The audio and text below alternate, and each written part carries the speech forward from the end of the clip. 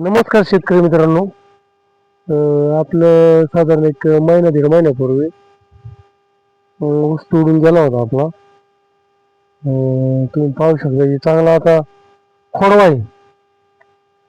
आमच्याक पहिल्यांदा लावला त्या ऊसाला सुरू म्हणतात. मी शिरूर तालुका पुणे जिल्ह्यातला शेतकरी आहे. आमच्याकडे पहिल्यांदा जी लागवड होती म्हणजे आपण ज्यावेळेस नांगरट करतो, खत मशागत करतो, त्यावेळेस ऊसाची लागवड करतो.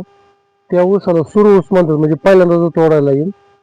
आणि नंतर जो तो ऊस तुटून गेल्यानंतर जो ऊस आपण दुसऱ्या पिकासाठी धरतो तो ऊस त्याला खोडवा म्हणतात.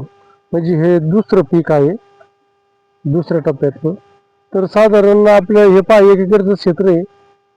आपण ऊस जनावर कुट्टीला दिला होता, म्हणजे कुट्टी होती ना, जनावरांना खायसाठी दिला होता. त्याला आमच्याकडे कुट्टी म्हणतात. साधारण 2200 रुपयाचा दर भेटला होता आपल्याला त्यावेळेस, म्हणजे वाड्यासकट. त्यामुळे 40 टन निघाला होता ऊस आपला. एवढं आपण पहिल्यांदा ऊसाची शेती करीत असल्यामुळं एवढं लय आपल्याला त्यामधली माहिती नव्हती. पण 40 टन ऊस भरला होता आपला. आणि 2200 साधारण 80 ते 90 हजार रुपये झालं होतं.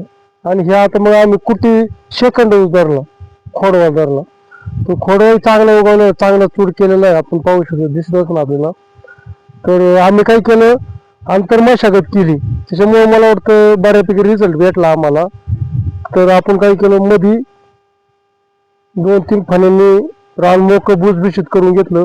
त्याच्यामध्ये आपण आंतरपीक केलेलं आहे. आधी बीट टाकलं होतं खरं सांगायचं मध्ये, पण बीटाचा रिझल्ट आपल्याला व्यवस्थित नाही भेटला किंवा कमी उगवल्यामुळं कदाचित आम्ही मग नंतर परत काकड्या मारून परत आंतर मशागत करून नंतर आता पालक टाकलेला आहे आंतरपीक म्हणून. आणि दुसरं, ज्यावेळेस ऊस जातो आपण, ज्यावेळेस आपण कुटीला ऊस येतो त्यावेळेस आमचं पाचट कमी निघालं होतं. मग आम्ही ते कुटी पाचट कुटी करण्याची मशीन ट्रॅक्टरला असती, त्याने कुटी करून घेतलं. त्यांनी साधारण आमचं त्यावेळेस 2-2.5 हजार रुपये एकरी घेतलं होतं. एकरी 2.5 हजार रुपये आमच्याकडे बाजार चालू आहे. 2.5 हजार रुपये घेतलं होतं. त्यांनी कुटी केल्यामुळे ते खत झालं थोडक्यात. इथं 1-2 टायलांचं ज्यावेळेस आपण शेणखत टाकतो 1-2 टेलर, त्याचं कुटी केल्यामुळे आपलं ते फायदा झाला 2-2.5 हजाराचा, मला असा अंदाज आहे. आणि त्याच्यामुळं आपलं हे आंतरपीकही चांगलं आलंय. आणि ऊसालाही आंतरमशागत केल्यामुळं ऊसाचा खोडवा चांगल्यापैकी फुटवा झालेला आहे. तुम्हाला दिसत असं साधारण 9-10 10 एका एका ठिकाणी आपल्याला हे तयार झालेलं आहे. त्यासाठी माझं म्हणणं आहे शेतकऱ्यांना, झूम करून पाहू शकता, झूम करतोय आम्ही. तर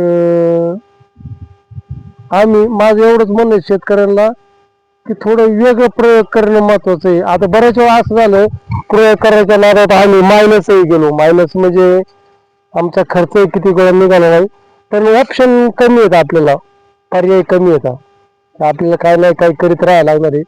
त्यामुळे मला एवढंच म्हणत शेतकऱ्यांना, समजा एक पहिलं पीक केलं त्यामध्ये आंतरपीक केलं तर गरजेचं आहे. आंतरपीक आता आपलं पालक टाकलेलं आहे आपण, तर पाहू काय होतं. पालक आता एक 10 दिवस झाले टाकलेलं, उगवलेला आहे चांगला. त्याचं किती काय होतं तो सगळं खर्च जरी झाला तरी तो इकडं आपल्याला उपलब्ध होईल. आणि मला एवढंच म्हणायचं शेतकऱ्यांना की नवीन प्रयोग महत्वाचा आहे. आपण बघू आता पुढच्या भागात.